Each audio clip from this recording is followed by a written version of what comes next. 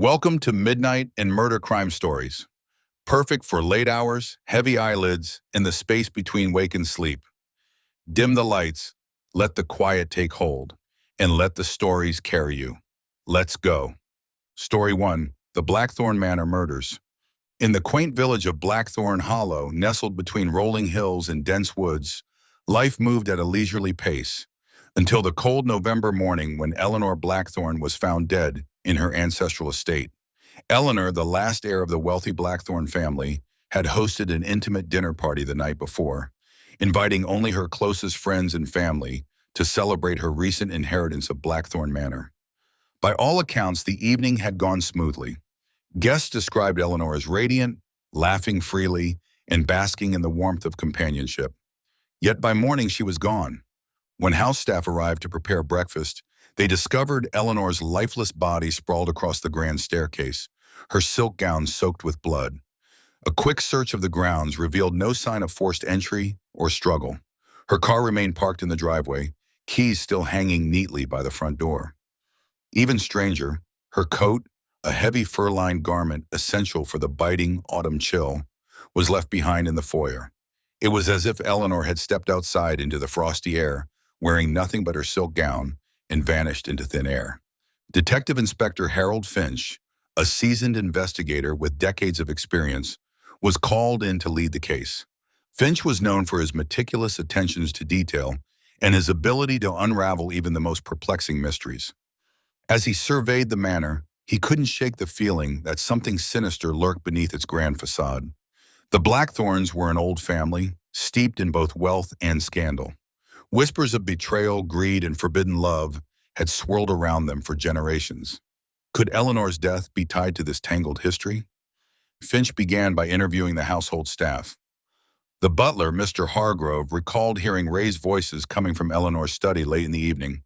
When questioned further, he admitted overhearing fragments of an argument involving Eleanor and her brother Charles. "I didn't mean to eavesdrop," Hargrove stammered, "but I heard Miss Eleanor say something about cutting ties and no more secrets." This revelation piqued Finch's interest, prompting him to dig deeper into the family dynamics. The sprawling estate itself seemed to hold its own secrets. Built in the early 1800s, Blackthorn Manor boasted towering spires, hidden passageways, and an ancient stone tower perched precariously on the edge of the property. Locals whispered tales of ghostly apparitions wandering the halls and cursed artifacts buried within the walls. Finch dismissed these superstitions as mere folklore, but couldn't deny the eerie atmosphere that clung to the manor like a second skin. Finch began his investigation by interviewing the dinner party attendees. Each guest provided a seemingly plausible account of the evening, yet inconsistencies began to emerge upon closer examination. Charles Blackthorn, Eleanor's brother, claimed he retired early due to a headache, leaving the gathering shortly after dessert. However, a servant recalled seeing him pacing anxiously near the study around midnight. When questioned further, Charles admitted to arguing with Eleanor over finances, though he insisted it was a minor disagreement. His wife Margaret corroborated his story but seemed unusually nervous, fidgeting with her hands and avoiding eye contact during questioning. Richard Greaves, the businessman, presented himself as charming and cooperative. He spoke fondly of Eleanor, describing her as a beacon of grace and intelligence. Yet Finch discovered that Richard had recently suffered significant financial losses and may have been seeking loans from the Blackthorn estate. Records showed multiple meetings between Richard and Eleanor in the weeks leading up to her disappearance, raising suspicions about his motives. Madame Isabel, the artist, proved to be the most elusive witness. Known for her eccentricities and reclusive nature, she refused to answer questions directly, instead offering cryptic remarks about shadows moving within the walls and the weight of guilt. Finch noted that she carried a sketchbook filled with haunting images of Blackthorn Manor, including one depicting a woman falling from a tower window. Though unsettling, these drawings offered little concrete evidence. As Finch delved deeper, he uncovered fragments of Eleanor's personal life that painted a complex picture. Letters hidden in her desk revealed a strained relationship with her brother, who resented her control over the family fortune. There were also hints of a secret romance with someone outside the social circle, a detail Eleanor had kept carefully concealed. One letter, addressed to an unnamed recipient, ended with the chilling line, "If anything happens to me, look to the tower." Finch decided to explore the possibility of a romantic entanglement. He interviewed locals and dug through town records, eventually uncovering correspondence between Eleanor and a man named Jonathan Hayes, a sailor who frequented the nearby port. Their letters spoke of passionate encounters and plans to run away together. However, the final letter hinted at trouble. "They know about us," Eleanor wrote. "We must be careful." Could Jonathan Hayes have played a role in Eleanor's disappearance? Finch tracked him down to a seedy tavern on the outskirts of town. Hayes appeared startled when questioned but denied any involvement. "I loved her," he said, his voice trembling. "But she told me to stay away, to protect myself. I haven't seen her since the day she inherited the manor." Following this clue, Finch turned his attention to the ancient stone tower standing at the edge of the property. Long abandoned and rumored to be haunted, the structure had been sealed off years earlier after a tragic accident claimed the life of Eleanor's great-grandmother. Locals whispered that the tower was cursed, a place where misfortune befell anyone who dared enter. Against the protests of the household staff, Finch forced open the rusted iron door and ascended the spiral staircase. Inside, he found layers of dust and cobwebs, along with faint scuff marks suggesting recent activity. At the top of the tower, a narrow window overlooked the surrounding countryside. Beneath it lay a pile of crumpled fabric, a fragment of Eleanor's gown. Further inspection revealed a hidden compartment in the floorboards containing a bundle of documents. Among them were letters detailing a blackmail scheme orchestrated by Richard Greaves, threatening to expose Eleanor's illicit affair unless she agreed to fund his failing business ventures. There was also a journal entry written in Eleanor's handwriting, dated the night of her disappearance. In it, she expressed fear for her safety, writing, "I can feel eyes watching me, even here in my own home. If I don't make it through tonight, know that I trusted no one, not even those closest to me." The final piece of the puzzle came when Finch reviewed security footage from cameras installed discreetly around the estate. Though grainy, the tapes captured a figure slipping out of the tower just before dawn. Closer analysis identified the person as Madame Isabel. Confronted with the evidence, she confessed to witnessing Eleanor's fall from the tower but denied involvement. According to her, Eleanor had stumbled backward while trying to escape an unseen assailant. Overcome with panic, Isabel fled the scene rather than report what she'd seen. Though the truth of Eleanor's fate remained shrouded in mystery, Finch pieced together enough to charge Richard Greaves with attempted extortion.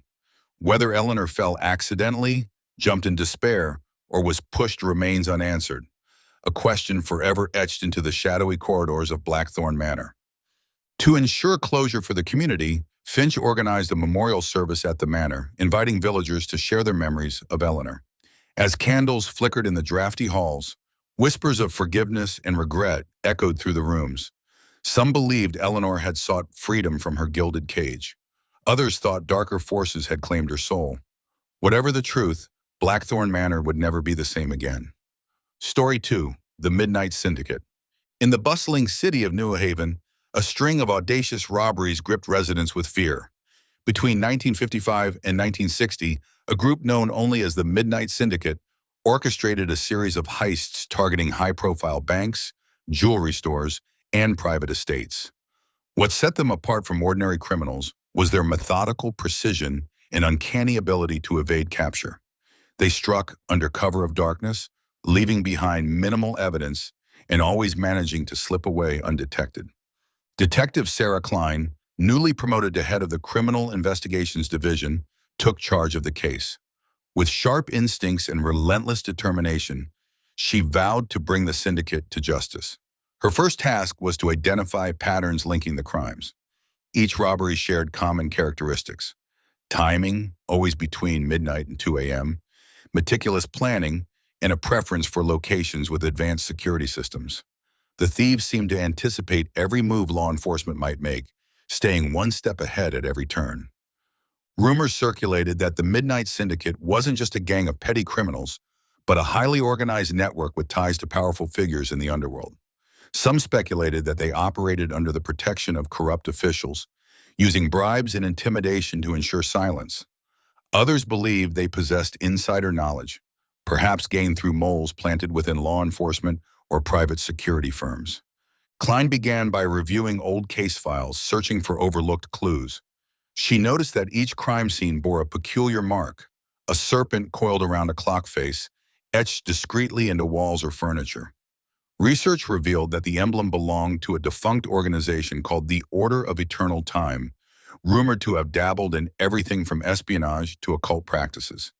Digging deeper, Klein uncovered connections between members of the Order and key individuals implicated in the robberies. One name stood out: Victor Kane, a former locksmith turned mastermind thief. Known for his unparalleled skill in bypassing locks and safes, Kane had served time in prison before disappearing from public records entirely. Witnesses placed him at several of the crime scenes, though never close enough to confirm his direct involvement. Klein theorized that Kane acted as the syndicate's strategist, devising plans so intricate that even seasoned detectives struggled to decipher them. Her suspicions deepened when she intercepted handwritten notes exchanged between suspected accomplices. Using a substitution cipher, Klein decoded the messages, revealing detailed instructions for upcoming operations. Armed with this information, she coordinated a sting operation aimed at catching the syndicate red-handed during their next heist. The decoded messages outlined not only the target, a heavily guarded jewelry store, but also the exact timing and method of entry. It described how the thieves intended to disable alarms using a combination of tools and insider knowledge. Klein realized that someone within the security team must have been feeding information to the syndicate. This realization sent her back to square one, poring over personnel records and conducting discreet interviews. Her investigation led her to a man named Henry Aldridge, a former security consultant who had worked with several of the targeted establishments. Aldridge had abruptly retired years earlier, citing health issues, but neighbors reported seeing him frequently visiting seedy bars and gambling dens. When questioned, Aldridge denied any involvement but appeared visibly shaken. Further digging revealed that he had accrued massive debts due to his gambling addiction, making him a prime candidate for coercion. Meanwhile, Klein continued piecing together profiles of the syndicate members. In addition to Victor Kane and Henry Aldridge, she identified a third key player, Lila Monroe, a seductive con artist known for infiltrating high society events under various aliases. Lila specialized in gathering intelligence, charming her way into exclusive gatherings and extracting valuable information from unsuspecting targets. Her role in the syndicate suggested a level of sophistication far beyond typical criminal enterprises. As Klein assembled the puzzle, she began to suspect that the syndicate's ambitions extended beyond mere theft. Their choice of targets, banks holding rare artifacts, private estates housing priceless heirlooms, hinted at a deeper motive. Could they be searching for something specific? Or were they simply amassing wealth for reasons unknown? The plan unfolded on a stormy December night, as predicted by the decoded messages. Officers lay in wait outside the New Haven Jewelry Exchange, ready to pounce the moment the thieves made their move. As expected, the syndicate arrived promptly at midnight, disabling alarms and cameras with practiced ease. But this time, they walked straight into a trap. Gunfire erupted as police stormed the building, cornering the suspects inside. In the chaos, Victor Kane managed to escape through a hidden tunnel leading to the sewer system. Pursued by Klein and her team, he led them on a harrowing chase through the labyrinthine passages beneath the city. Eventually, cornered and exhausted, Kane surrendered, muttering cryptically about time running out. During interrogation, Kane revealed fragments of the syndicate's true purpose. Far from being mere thieves, they sought artifacts imbued with mystical properties, objects said to grant power over time itself. Their ultimate goal, according to Kane, was to unlock the secrets of immortality. Though skeptical, Klein couldn't ignore the eerie accuracy of Kane's predictions regarding future events, hinting at forces beyond conventional understanding. With Kane arrested and the syndicate dismantled, peace returned to New Haven. Yet Klein couldn't shake the feeling that some mysteries remained unresolved. Hidden caches of stolen goods were never recovered, and whispers of the Order of Eternal Time persisted, suggesting that their influence extended far beyond the reach of mortal law. In the months following the arrests, Klein revisited the case files, hoping to uncover additional clues. She discovered references to a mysterious figure known only as the Keeper, rumored to oversee the syndicate's operations from the shadows. Despite her best efforts, The keeper remained elusive, leaving Klein to wonder if the true mastermind had escaped justice entirely. Though the Midnight Syndicate was no more, its legacy lingered in the minds of those who remembered the terror it inspired. For Detective Sarah Klein, the case served as a reminder that sometimes the most dangerous criminals are the ones who operate just beyond the edge of comprehension. Story 3. The Vanishing at Willow Creek. Nestled between rolling hills and dense forests, the small town of Willow Creek was a picture of tranquility until the summer of 1978, when the disappearance of Eleanor Whitmore sent shockwaves through the community. Eleanor, the daughter of one of the wealthiest families in the region, had been attending a charity gala at her family's estate when she vanished without a trace. Her car remained parked outside, untouched, and her coat still hung neatly on its rack inside the mansion. It was as if Eleanor had simply evaporated into thin air. Detective Harold Finch arrived within hours, combing through every inch of the estate.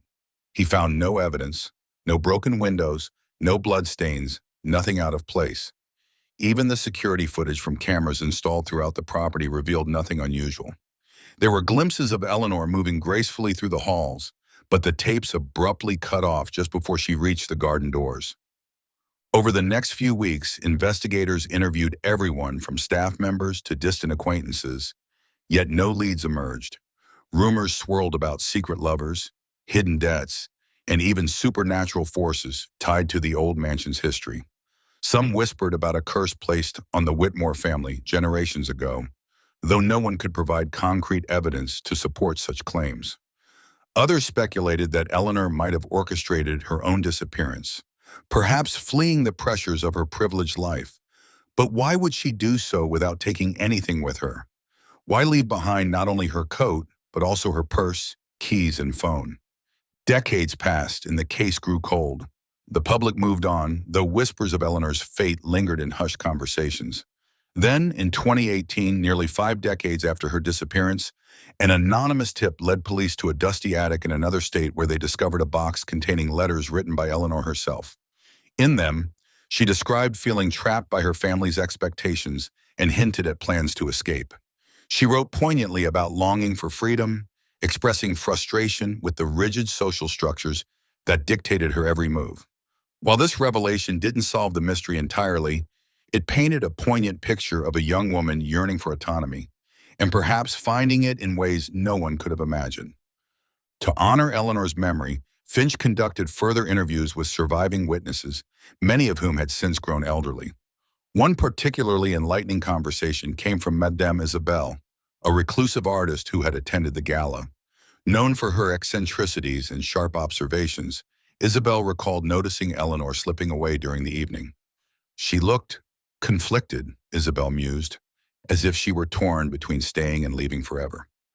Another breakthrough came when Finch examined Eleanor's belongings more closely.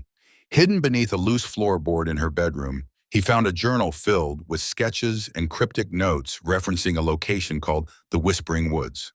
Local legends spoke of a dense forest where travelers often heard strange voices urging them toward danger. Could Eleanor have ventured there seeking solace, or succumbed to its pull? Determined to follow every lead, Finch organized a search party to explore the Whispering Woods. Deep within the forest, they discovered an abandoned cabin littered with personal effects belonging to Eleanor. Among the items were unfinished paintings depicting haunting scenes of isolation and despair. A note tucked beneath a mattress read, "If you find me, tell them I chose my path freely." While these discoveries shed light on Eleanor's possible mindset, they raised more questions than answers. Had she fled willingly, seeking refuge from a suffocating existence? Or had darker forces lured her into the woods, never intending to let her leave? The lack of definitive proof left Finch grappling with uncertainty, reminding him that some mysteries resist resolution. To honor Eleanor's memory, Finch ensured that her story was preserved accurately in local archives, allowing future generations to remember her not merely as a victim, but as a complex individual yearning for liberation. To this day, visitors to Willow Creek speak of hearing faint whispers carried by the wind, echoes of a restless spirit yearning for peace, or perhaps daring others to embrace their own freedom. Story 4. The Clockmaker's Secret. Nestled in the heart of London's bustling streets stood an unassuming clock shop run by Henry Aldridge, a meticulous craftsman renowned for his intricate timepieces. Customers admired not only his skill, but also his eccentric personality.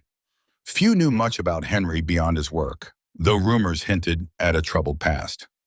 Everything changed one rainy afternoon when a fire broke out in the shop, destroying years of painstaking labor.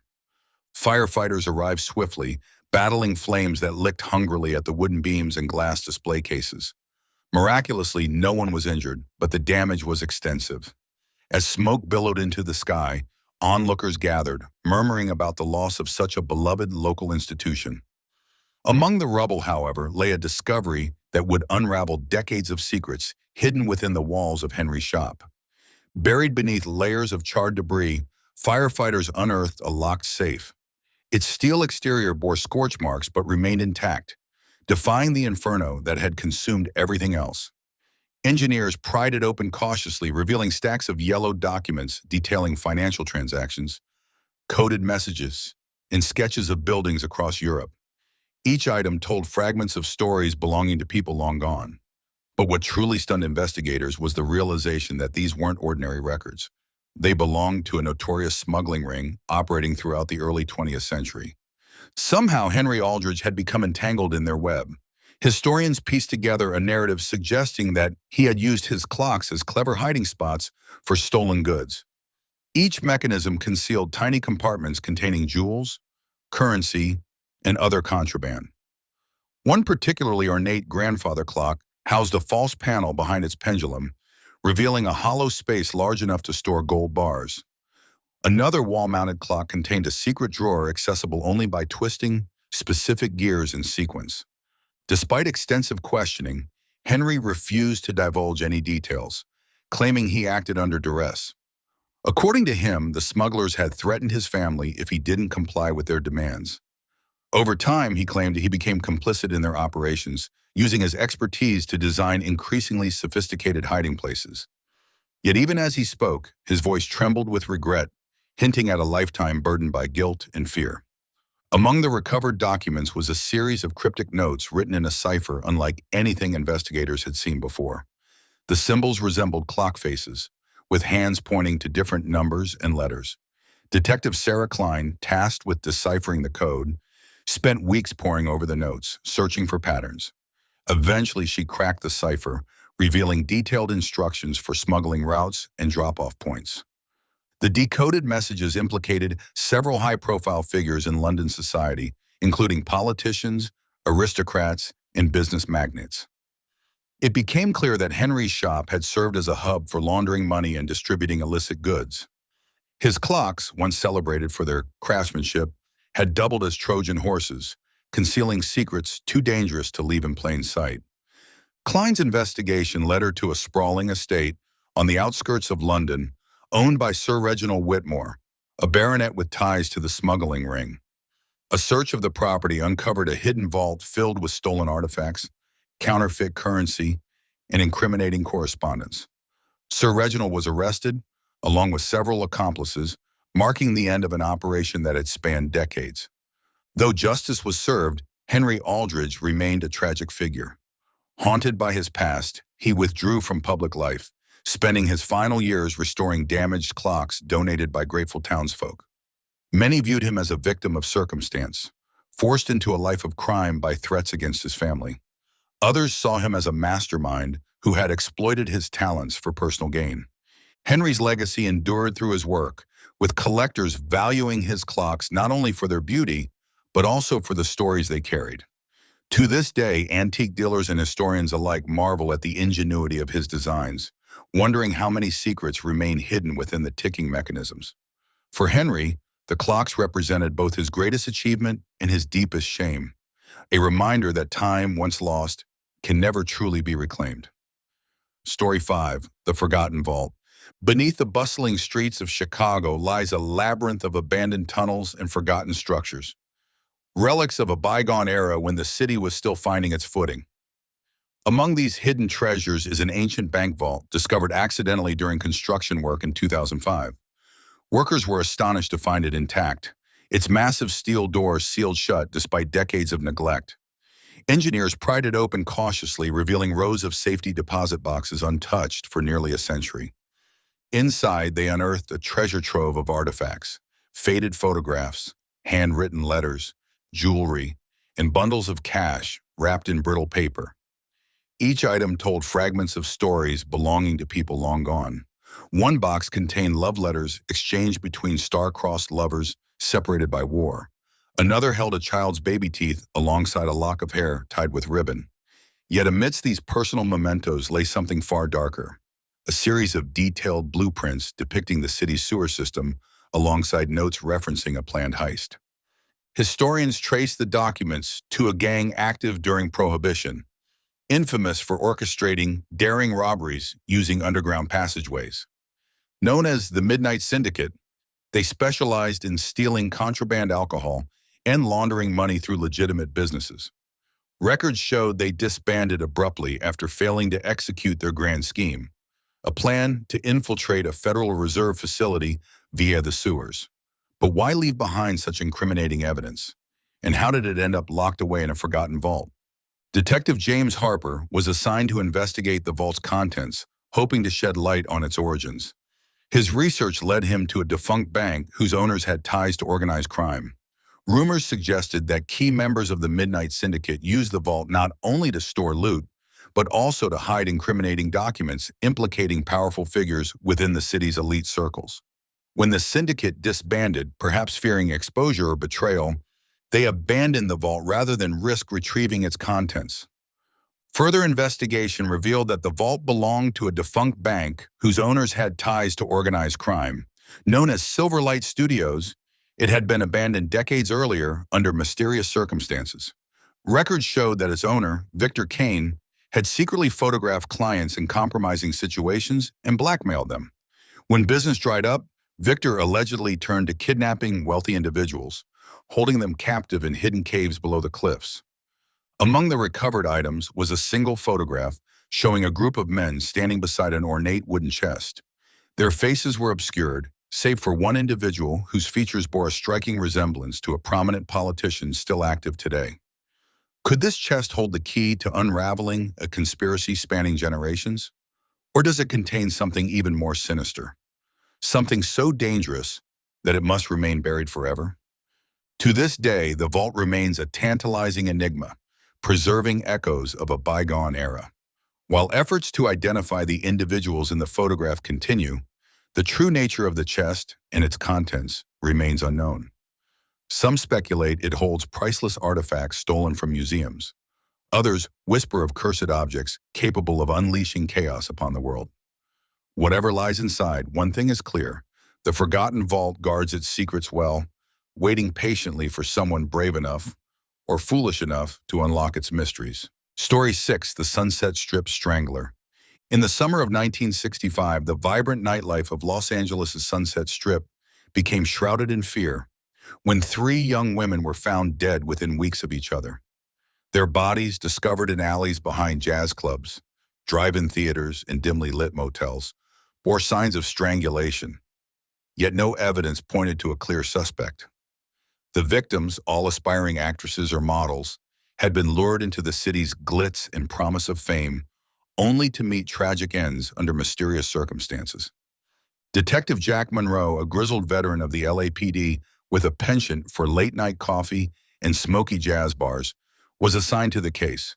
Known for his sharp instincts and unorthodox methods, Monroe approached the investigation with a mix of skepticism and determination. He began by canvassing the strip, interviewing bartenders, club owners, and regular patrons who frequented the scene. Everyone seemed to know something, but nobody wanted to talk. The first victim, Diane Harper, had last been seen leaving the Whiskey A Go-Go with an unidentified man wearing a fedora. Witnesses described him as charming but elusive, disappearing into the crowd moments after being spotted. The second victim, Laura Bennett, vanished after attending a casting call at a seedy talent agency rumored to exploit young women desperate for stardom. Her body was found near the Hollywood Reservoir, her purse missing, but her ID intact. The third victim, Susan Blake, left behind cryptic diary entries hinting at a man in the shadows, watching her every move. As Monroe pieced together fragments of their lives, he noticed a pattern. All three women had connections to a photographer named Victor Kane. Kane, a fixture on the Sunset Strip, specialized in candid shots of celebrities and hopeful starlets.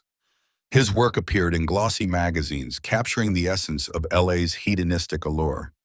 But beneath his polished exterior lay rumors of darker dealings, stories of exploitation, coercion, and blackmail whispered among those who crossed his path.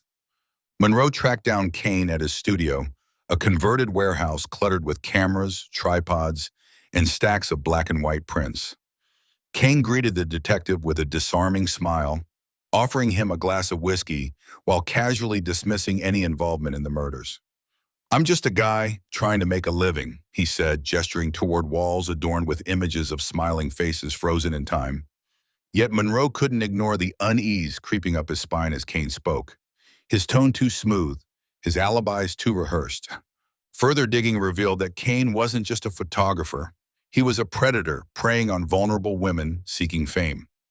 Many of his subjects reported feeling pressured into compromising situations, exchanging favors for exposure, or promises of career advancement. Some claimed Kane had threatened to ruin their reputations if they refused his advances. Though none of these allegations could be proven, they painted a chilling portrait of a man capable of manipulation, and perhaps worse. Monroe also discovered that Kane had ties to a shadowy network of underground clubs catering to LA's elite. These venues operated under the radar, hosting private parties where power players indulged in vices far removed from public scrutiny.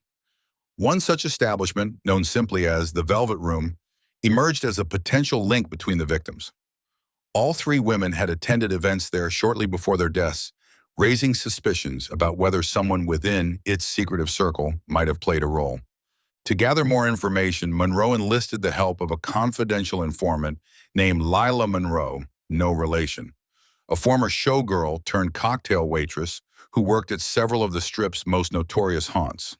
Lila provided valuable insights into the inner workings of the Velvet Room, describing it as a den of decadence where secrets were bought, sold, and buried.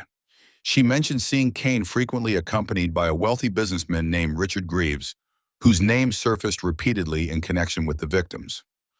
With mounting evidence pointing to Kane and Greaves, Monroe orchestrated a sting operation targeting the Velvet Room. Posing as a journalist researching exposés on LA's nightlife, he infiltrated one of the club's exclusive gatherings. Inside, he observed Kane mingling with guests, his camera slung casually over one shoulder as he charmed his way through the crowd. Greaves loomed nearby, his demeanor cold and calculating, exchanging hushed words with individuals whose faces rarely appeared in newspapers. During the raid that followed, police uncovered a trove of incriminating materials hidden in a secret room beneath the club. Among them were photographs of the victims taken shortly before their deaths, along with notes detailing their movements and vulnerabilities. Kane attempted to flee, but was apprehended outside, clutching a roll of film containing images Monroe recognized immediately. It depicted Susan Blake moments before she disappeared, her expression haunted as if aware of what awaited her. Under interrogation, Kane confessed to photographing the women, but denied responsibility for their murders, claiming he'd been hired by Greaves to document their interactions without their knowledge. Greaves, arrested simultaneously at his Beverly Hills estate, maintained his innocence despite damning evidence linking him to the victims. According to prosecutors, he had orchestrated the killings to silence potential witnesses threatening to expose his illegal activities. Though both men faced trial, the case left lingering questions about how deeply corruption ran within LA's glittering facade. For Detective Monroe, solving the Sunset Strip strangler murders served as a sobering reminder that even amidst the bright lights of Hollywood, darkness often lurked just out of sight. Story 7. The Malibu Mystery. On a sweltering August night in 1967, flames engulfed the sprawling Malibu estate of socialite Evelyn Blackwood, reducing it to ash within hours. Firefighters arrived too late to save the mansion, or its owner, whose charred remains were discovered in the ruins. Initial reports suggested an electrical malfunction sparked the blaze, but Detective Sarah Klein wasn't convinced. Something about the scene felt off. The way the fire seemed concentrated in specific areas, the absence of smoke alarms, the faint smell of gasoline lingering in the air. Evelyn Blackwood had been a fixture of LA high society, known for her extravagant parties and philanthropic endeavors. Born into wealth, she inherited her family's fortune at a young age and used it to fund artistic ventures, charitable causes, and political campaigns. Yet beneath her polished exterior lay whispers of scandal, rumors of affairs, financial mismanagement, and bitter rivalries with those who envied her success. Klein began her investigation by interviewing Evelyn's closest associates. Friends described her as generous, yet guarded, unwilling to share details of her personal life beyond vague references to troubled times. Her estranged husband, Charles Whitmore, claimed they had reconciled recently, though neighbors reported heated arguments echoing through the halls of the estate. Servants recalled seeing strangers arriving late at night, their faces obscured by hats and sunglasses, leaving hastily before dawn. One clue stood out, a letter found in Evelyn's safe addressed to her attorney. In it, she expressed fears for her safety, mentioning threats made by someone close to her. "They want me gone," she wrote, "and I don't know who to trust." The letter offered no names but hinted at a conspiracy involving powerful figures determined to silence her. Klein delved deeper into Evelyn's past, uncovering a web of deceit that stretched back decades. Records showed she had invested heavily in real estate development projects across Southern California, many of which faced opposition from environmental activists and local residents. Some accused her of using unethical tactics to secure land, including bribes, intimidation, and even arson. Could someone she wronged have sought revenge? Her search led her to a group of disgruntled investors who had lost millions due to Evelyn's failed ventures. Among them was Richard Alden, a ruthless developer known for his cutthroat business practices. Alden admitted to clashing with Evelyn over a lucrative beachfront property deal, but denied any involvement in her death. "She burned bridges everywhere she went," he sneered. "You'll find plenty of suspects without looking at me." Meanwhile, Klein interviewed Evelyn's staff, learning that she had received numerous anonymous letters in the months leading up to her death. Written in block letters and unsigned, the messages warned her to abandon certain projects or face consequences. One envelope contained a single matchstick, its tip scorched as if lit and extinguished deliberately. Klein's breakthrough came when she cross-referenced the anonymous letters with handwriting samples from individuals connected to Evelyn. One match stood out: Margaret Lane, a former employee who had been fired years earlier after accusing Evelyn of embezzling funds meant for charity. Though initially dismissed as a disgruntled ex-worker, Lane's profile grew more suspicious as Klein dug deeper. Records showed she had purchased several gallons of gasoline shortly before the fire, claiming it was for her car, a vehicle that didn't require such quantities. Confronted with the evidence, Lane confessed, but not to murder. She admitted setting the fire as an act of vengeance, intending only to destroy property and humiliate Evelyn publicly. "I wanted her to lose everything," Lane said, tears streaming down her face. "But I never meant for anyone to die." According to her, she hadn't realized Evelyn would still be inside the mansion when the flames erupted. Though Lane faced charges for arson and manslaughter, Klein couldn't shake the feeling that other forces were at play. The complexity of Evelyn's life, her tangled relationships, questionable dealings, and enigmatic personality, suggested that her death might have been orchestrated by someone else entirely. Was Lane merely a pawn in a larger game? Or did her actions align too perfectly with the goals of those seeking to eliminate Evelyn permanently? To honor Evelyn's memory, Klein ensured her story was documented accurately, highlighting both her achievements and controversies. To this day, visitors to Malibu speak of seeing ghostly figures wandering the ruins of her estate, their forms flickering like candlelight against the backdrop of the Pacific Ocean. Whether these apparitions are remnants of Evelyn's spirit or products of imagination remains unclear, but they serve as a haunting reminder of the price paid for ambition and betrayal. Story 8. The Hollywood Hills Heist. In January 1963, Los Angeles awoke to shocking headlines. Jewels worth over $500,000 had vanished from the home of actress Vivian Monroe during an exclusive New Year's Eve party. Monroe, a silver screen icon known for her glamorous roles and tumultuous personal life, hosted the event at her lavish Hollywood Hills estate. Guests included fellow celebrities, studio executives, and members of LA's elite social circle. Yet beneath the surface of revelry lay tension. rumors of infidelity, jealousy, and professional rivalries simmering just below the champagne-soaked veneer. Detective Harold Finch, tasked with investigating the theft, arrived at the scene to find chaos. Servants scurried about cleaning up spilled drinks and broken glass, while guests milled around exchanging hushed theories. Security footage captured snippets of the evening, but offered little clarity. Cameras had malfunctioned intermittently throughout the night, leaving gaps in coverage. Vivian herself appeared distraught, clutching a silk shawl tightly around her shoulders as she recounted the events. "I stepped away for just a moment," she explained, her voice trembling.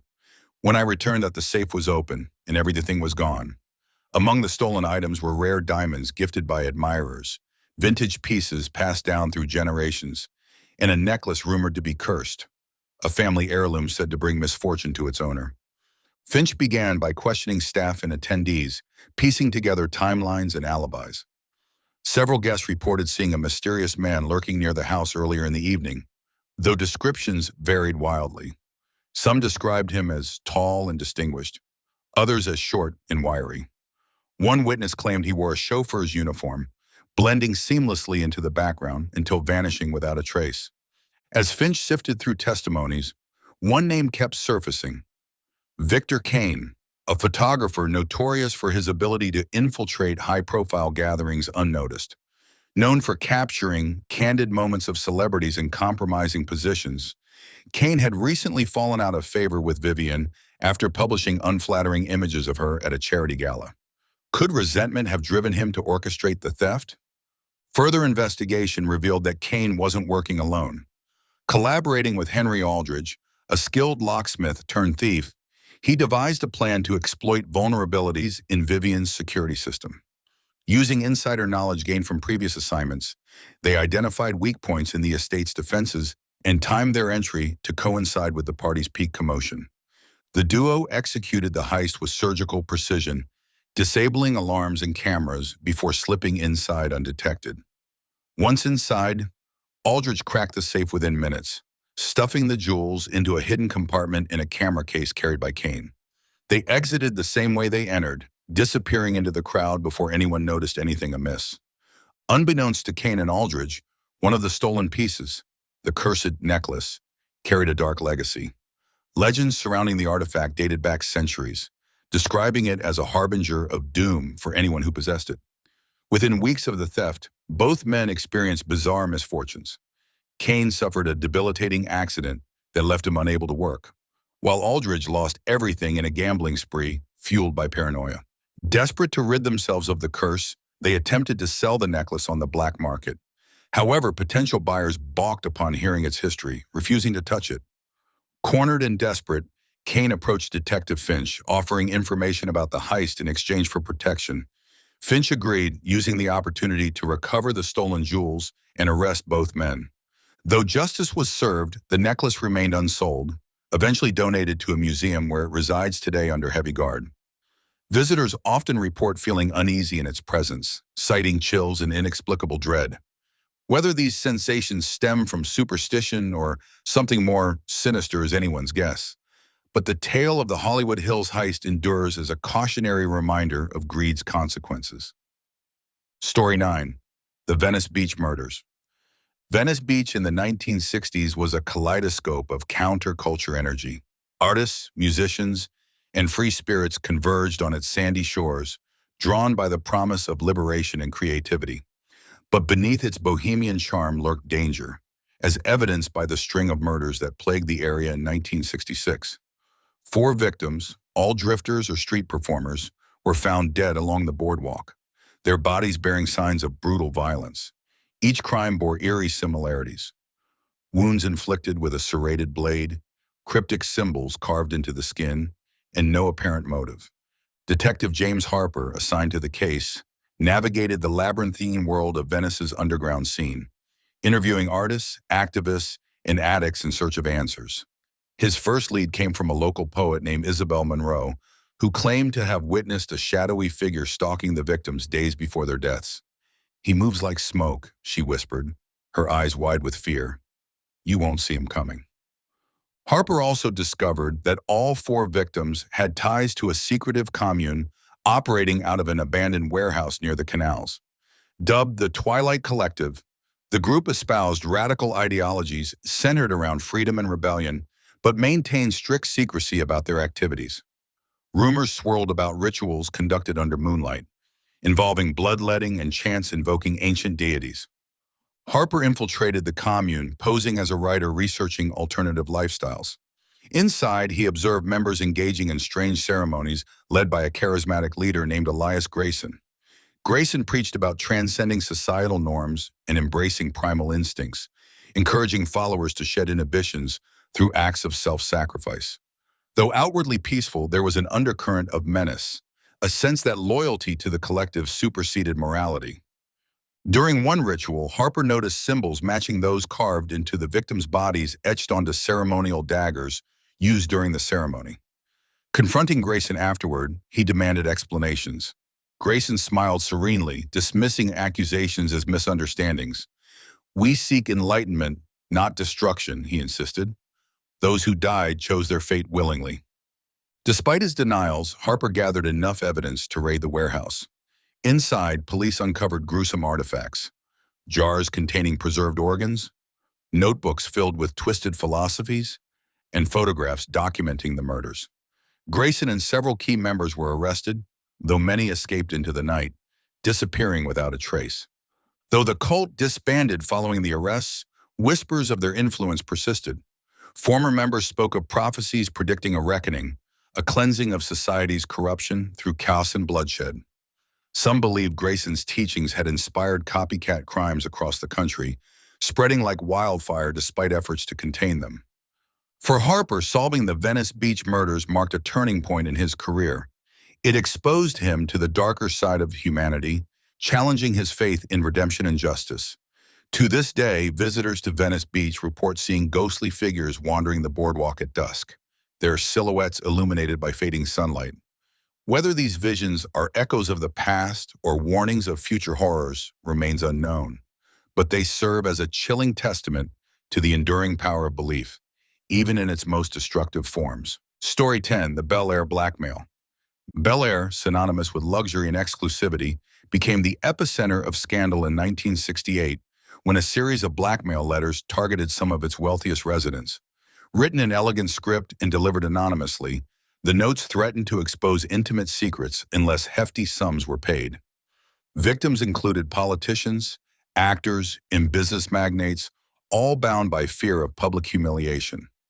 Detective Sarah Klein, renowned for her discretion and tenacity, was called in to investigate.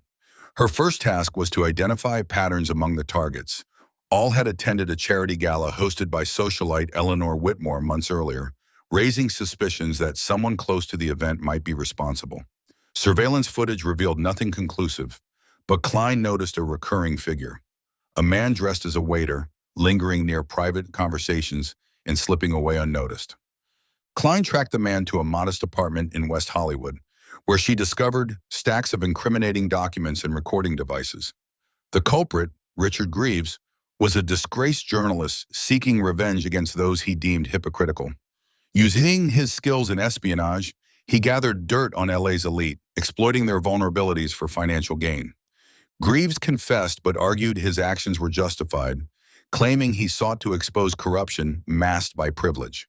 "They think they're untouchable," he spat, "but everyone has skeletons in their closet." Though arrested, his revelations sparked debates about privacy, accountability, and the moral obligations of the press. The Bel Air blackmail case reshaped perceptions of LA's upper echelons, exposing cracks in their polished facades. For Klein, it underscored the delicate balance between truth and consequence, reminding her that even the most pristine lives harbor shadows. To this day, the phrase "Bel Air secrets" evokes intrigue and unease, a testament to the enduring allure of mystery amidst wealth and power. Story 11: The Silver Lake Strangler. In the late summer of 1964, fear gripped the bohemian enclave of Silver Lake as a string of brutal murders left residents wary of venturing out after dark. 4 victims, all women, were found strangled in their homes, their bodies arranged in eerily similar poses. Each scene bore signs of meticulous staging: candles lit, music playing softly in the background, and cryptic symbols drawn on walls in lipstick or chalk.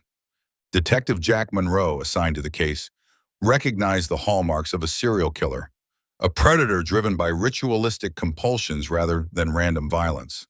What troubled him most was the murderer's ability to infiltrate private spaces undetected. None of the victims showed signs of forced entry, suggesting they had willingly let the killer inside or been betrayed by someone they trusted. The first victim, Claire Harper, was an aspiring painter known for her avant-garde style and free-spirited personality.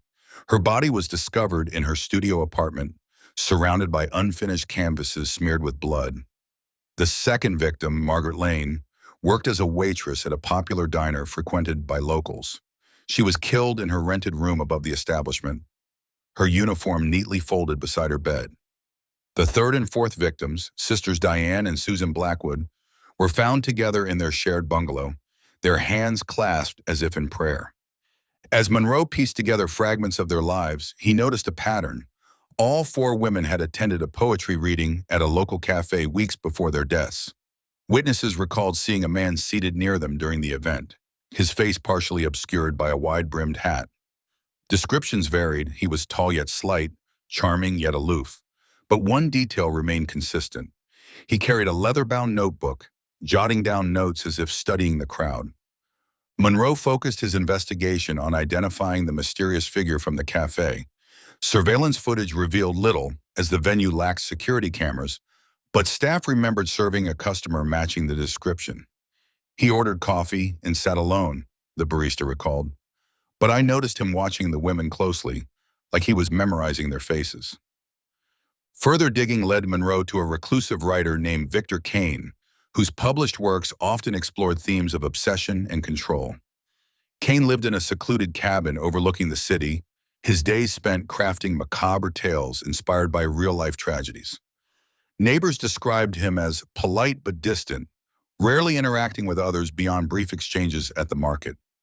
During a search of Kane's property, police uncovered disturbing evidence linking him to the murders. Among his belongings were sketches of the victims, annotated with chilling observations about their habits and vulnerabilities. A locked drawer contained photographs of the crime scenes, taken from angles only the perpetrator could have accessed. Most damning was a journal entry dated the night of the final murder, detailing plans to complete the cycle by targeting a fifth woman. Armed with overwhelming evidence, Monroe arrested Kane, who confessed without hesitation. They were muses, he explained, his voice devoid of remorse. Each death added depth to my work, capturing the fragility of life through art. According to Kane, the rituals served as tributes to his victims, immortalizing them in ways he believed transcended mortality. Though justice was served, the case left lasting scars on the community. For Detective Monroe, solving the Silver Lake Strangler murders underscored the thin line between genius and madness, reminding him that even the most beautiful creations can stem from darkness.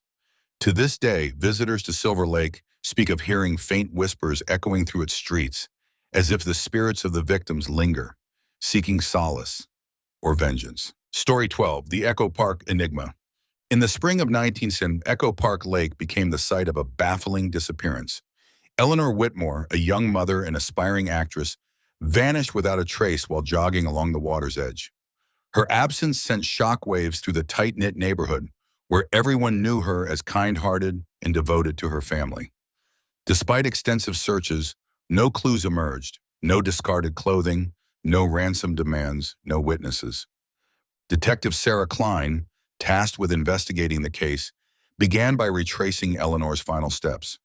Security footage from nearby businesses showed her running past the lake at dawn, headphones in place and a water bottle tucked under her arm. Moments later, the camera captured a shadowy figure following her path, their features obscured by a hoodie and sunglasses. Though grainy, the footage hinted at foul play. Klein also interviewed Eleanor's husband, Charles, who claimed to have been asleep when she left. He described their marriage as happy, though friends whispered about recent arguments over finances and career aspirations.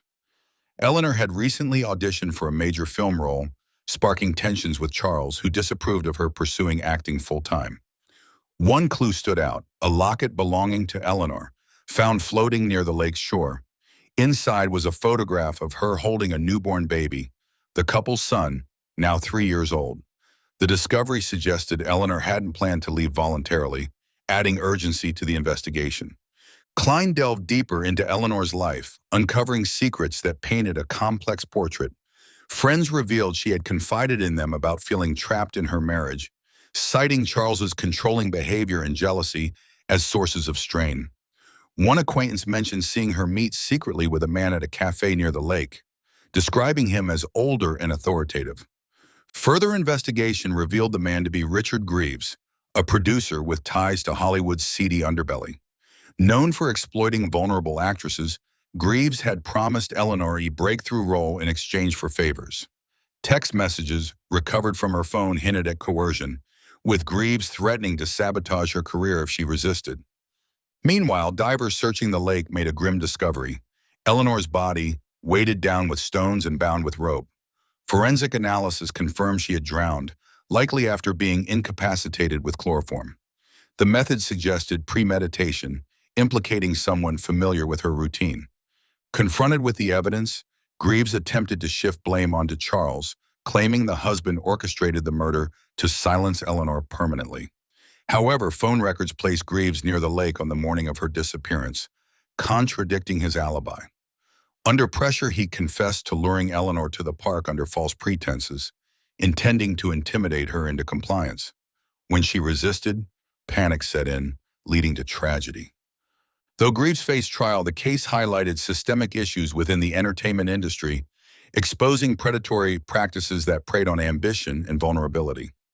For Detective Klein, solving the Echo Park enigma reinforced the importance of listening to survivors' voices, ensuring justice for those silenced too soon. To this day, visitors to the lake report seeing ripples forming in still waters, as if Eleanor's spirit continues to seek peace. Story 13, The Griffith Park Phantom. Griffith Park, sprawling across acres of rugged terrain, has long been a haven for hikers, picnickers, and stargazers. But in the autumn of 1965, it became synonymous with terror when a series of disappearances plagued its trails. 3 men, each visiting separately, vanished without explanation, leaving behind only scattered belongings and unanswered questions. Detective Harold Finch, tasked with unraveling the mystery, began by mapping the victims' routes. All had entered the park alone, drawn by its natural beauty and solitude. Search parties combed the wilderness, discovering makeshift campsites and abandoned gear, but no signs of struggle or abduction. It was as if the men had stepped off the trail and vanished into thin air.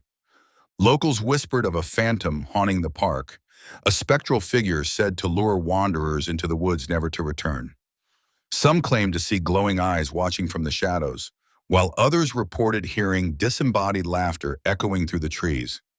Skeptical yet intrigued, Finch decided to investigate these legends, hoping to separate fact from fiction. Finch enlisted the help of Lila Monroe, a park ranger with decades of experience navigating Griffith's untamed landscapes. Together, they ventured deep into areas rarely visited by tourists, guided by rumors of hidden caves and forgotten ruins. Along the way, they encountered strange phenomena: compasses spinning wildly, equipment malfunctioning inexplicably, and faint whispers carried by the wind. Their breakthrough came when they stumbled upon an ancient stone altar concealed beneath dense foliage. Etched with symbols resembling those described by witnesses, the structure bore traces of recent activity: charred wood, discarded matches, and scraps of fabric matching items worn by the victims. Finch theorized that someone was using the site for rituals, possibly targeting solitary travelers as offerings to an unknown entity. Further investigation revealed connections to a secretive group operating under the guise of environmental activism. Dubbed the Order of the Wild, members worshiped nature in its rawest form, believing human interference disrupted sacred balance. Leaders preached purification through sacrifice, urging followers to eliminate those deemed unworthy of the land's bounty.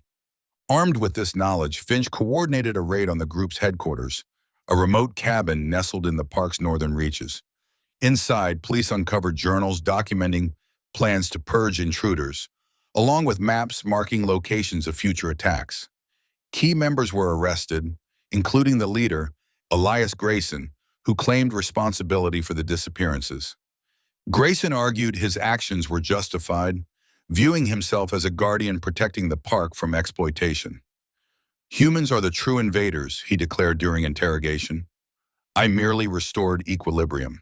Though convicted, his words resonated with some, sparking debates about humanity's relationship with nature. For Finch, solving the Griffith Park Phantom case served as a sobering reminder of how far individuals will go to impose their beliefs on others. To this day, hikers report feeling watched as they traverse the park's winding paths, their footsteps accompanied by whispers of the past. Story 14. The Brentwood Betrayal. Brentwood, a bastion of wealth and privilege, became the epicenter of scandal in 1967 when socialite Margaret Alden was found dead in her opulent mansion. Her body, discovered in the master bedroom, bore no visible wounds, yet toxicology reports revealed lethal doses of sleeping pills and alcohol. Initial reports suggested suicide, but Detective James Harper wasn't convinced. Something about the scene felt staged. The carefully arranged pillows, the open window letting in a breeze, the faint scent of perfume lingering in the air. Harper began by interviewing Margaret's inner circle, uncovering a web of deceit and betrayal. Friends described her as vivacious yet guarded, unwilling to discuss her strained marriage to Charles Whitmore, a prominent attorney. Rumors swirled about infidelity, financial disputes, and simmering resentment, painting a picture of a union on the brink of collapse. One clue stood out: a torn note found in the trash, bearing fragments of a message addressed to Margaret. Meet me tonight. Don't tell anyone. Though incomplete, it hinted at a clandestine rendezvous. Harper traced the handwriting to Eleanor Monroe, a close friend who admitted to arranging a secret meeting between Margaret and a private investigator named Victor Kane. According to Eleanor, Margaret hired Kane to gather evidence of Charles's alleged affair with a younger colleague. Kane delivered damning photos and recordings, fueling Margaret's resolve to file for divorce. However, Charles learned of her plans and confronted her the night of her death, demanding she destroy the evidence. Witnesses reported hearing raised voices emanating from the mansion shortly before Margaret's passing. Forensic analysis revealed prints on the pill bottle matching both Margaret and Charles, complicating the timeline of events. While Margaret may have ingested the pills herself, traces of sedatives in her system suggested tampering. Harper theorized Charles drugged her to render her unconscious before administering the fatal dose, framing her death as self-inflicted despair. Faced with mounting evidence, Charles confessed, but not entirely. He admitted arguing with Margaret but denied harming her directly, claiming she overdosed accidentally during their altercation. She was distraught, he pleaded. I tried to stop her, but it was too late. Though acquitted of murder, his reputation crumbled under public scrutiny, forcing him to flee Brentwood in disgrace. For Harper, solving the Brentwood betrayal highlighted the fragility of relationships built on lies and manipulation. To this day, visitors to the mansion report hearing muffled cries drifting through its halls, as if Margaret's spirit lingers, yearning for closure. Story 15. The Santa Monica Siren. Santa Monica Pier, bustling with tourists and street performers, became the stage for a chilling enigma in 1968. A series of drownings occurred within weeks of each other, all involving young women drawn inexplicably toward the ocean. Witnesses claimed to hear a haunting melody moments before the incidents, as if luring the victims to their doom. Detective Sarah Klein, assigned to the case, began by interviewing survivors pulled from the water unconscious. None could recall what drove them to jump, describing only a hypnotic tune that seemed to emanate from the waves. Locals spoke of legends surrounding a siren said to inhabit the pier's depths, enchanting sailors and swimmers alike. Klein's investigation led her to Isabel Monroe, a gifted musician performing nightly at a nearby club. Known for her ethereal voice and melancholic compositions, Isabel captivated audiences with songs steeped in folklore and tragedy. Yet beneath her angelic demeanor lay whispers of obsession with fame, revenge, and immortality. Records revealed Isabel had lost her sister to drowning years earlier, blaming negligent lifeguards for failing to save her. Since then, she dedicated her art to honoring the deceased, crafting melodies inspired by tales of sirens and shipwrecks. Some accused her of using sound frequencies capable of inducing trance-like states, manipulating listeners' perceptions. Confronted with suspicions, Isabel denied involvement, but admitted experimenting with acoustics to evoke emotional responses. My music is meant to heal, not harm, she insisted. Yet forensic analysis linked audio recordings of her performances to frequencies detected near the pier during the drownings. Though cleared of wrongdoing, Isabel withdrew from public life, retreating to a secluded beach house where she continued composing in solitude. For Klein, the case underscored the power of art to transcend boundaries, for better or worse. To this day, visitors to Santa Monica Pier report hearing echoes of Isabel's melodies carried by the tide, blending seamlessly with the crash of waves. Good night, dear listener. May your dreams take you to places both familiar and unknown, where mysteries unfold at their own pace, and rest comes as naturally as the turning of the earth. Sleep well, and may the echoes of Los Angeles watch over you until morning light.